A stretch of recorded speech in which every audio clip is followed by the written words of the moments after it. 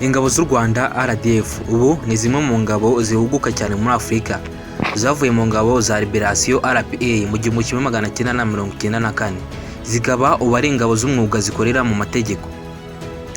RDF ifite abasirikare barenga 33,000, abenshi muri bo akaba ari abasirikare barwanira ku butaka barenga 32,000. Abandi bari mu ngabo z'u Rwanda zirwanira mu kirere bakaba barenga 1,000. Hari abantu benshi bose bibaza impamvu navuze ingabo zirwanira mu mazi, gusa u Rwanda nta nyanja rugira cyangwa se ibiyaga bikora ku bindi bihugu ku buryo byatoza abasirikare barwanira mu mazi. Yego nibyo, ntago bivuze ko igihugu cy'u Rwanda nta musirikare n'umwe urwanira mu mazi kigira, kuko gifite ikiyaga kigihuza n'igihugu cya Kongo aricyo Lake Kivu.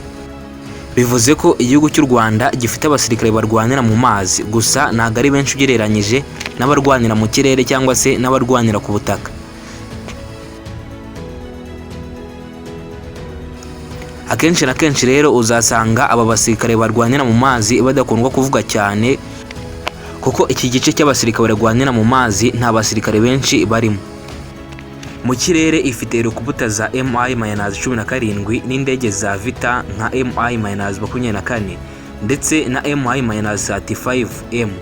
Ku butaka ifite ibikoresho by'ibinyabiziga by'intambara nka Otako Cobra na Ratel ndetse n'amasasu ya kure ya Otmos 2000. RDF irazwi cyane mu butumwa bw'amahoro. U Rwanda ruheruka kuba ku mwanya wa 4 ku isi hose mu gutanga abasirikare kuri UN Peacekeeping. Abasirikare b'u Rwanda bari muri Mozambique, mu ntara ya Cabo Delgado, CAR, Central Africa cyangwa se South Sudan ndetse na Sudani Darfur. Ingabo z'u Rwanda zihuguka buri gihe, kandi mu mwaka wa 2019 zatangiye kwigishwa ingendo z'igisirikare nk'iz'Ubushinwa mu birori by'igihugu. RDF izwiho kuba inyarwanda, kuba abanyamwuga ndetse no kuba inyangamugayo no gukorana n'abaturage mu bikorwa by'iterambere nk'ubuhinzi, kubaka amashuri n'ubuvuzi. Muri make rero RDF ni ingabo zihuguwe, zifite ibikoresho bigezweho kandi zikora inshingano nyinshi mu mahoro n'umutekano. Muri make rero ayo niyo makuru wagakwiye kumenya ku ngabo z'u Rwanda ndetse n'ibindi bikorwa byazo. Abantu benshi bazi u Rwanda nk'igihugu kidafite intwaro zikomeye, ku buryo bibaza byinshi ku bijyanye no kurwana n'igihugu bitegeranye.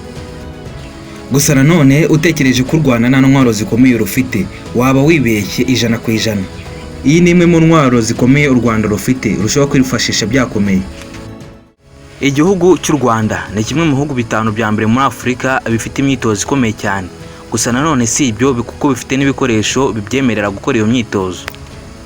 Ibaze ko igihugu cy'u Rwanda kijya kugarura amahoro mu bihugu birenze kimwe byo muri Afurika, ndetse bikajya gutanga umusanzu wo muri UN.